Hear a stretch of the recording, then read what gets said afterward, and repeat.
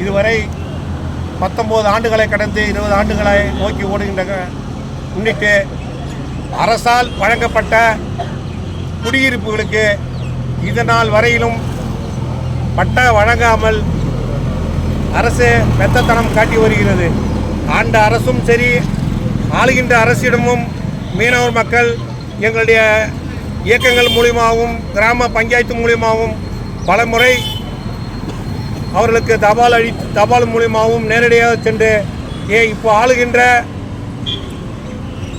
முதல்வர்கள் மூலியமாகவே எங்கள் மீனவர் வாழ்வுரிமை இயக்கத்தின் சார்பாக நீரிலே சென்று மீனவ மக்களுடைய குறைகளை எடுத்து சொல்லி எங்களுக்கு உடனடியாக அரசு தந்த வீடுகளுக்கு பட்டா வழங்க வேண்டும். இந்த கொடுமையான நிகழ்ச்சி வேறு எந்த சமூகத்தை சார்ந்த மக்களுக்கும் ஏற்படாது. ஏன்னா மீனவர் மக்கள் நாங்கள் நாதியற்ற மக்கள் என்றதனால் கேட்பதற்கு யாரும் இல்லை என்ற காரணத்தினால், ஏன்னா அரசு அதிகாரத்தில் மீனவ மக்கள் இடம்பெறாத ஒரே காரணத்தினால் நியாயமான செய்ய வேண்டிய இது ஒரு அதிகாரிகள் செய்ய வேண்டிய ஒரு காரியத்தை ஆளுகின்ற அரசு அதிகாரிகளை தயவு கூர்ந்து ஒரு வார்த்தையின் பெயர்னால சொல்லி இதுக்கு பட்டா வழங்கணும்னு சொன்னாலே இந்த அதிகாரிகள் செஞ்சு கொடுத்துருவாங்க.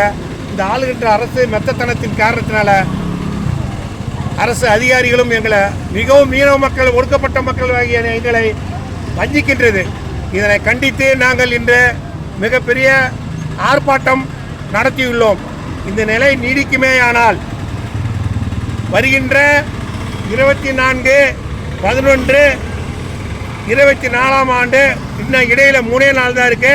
துணை முதல்வர் அவர்கள் வர இருக்கிறார் கடலூர் மாநகருக்கு.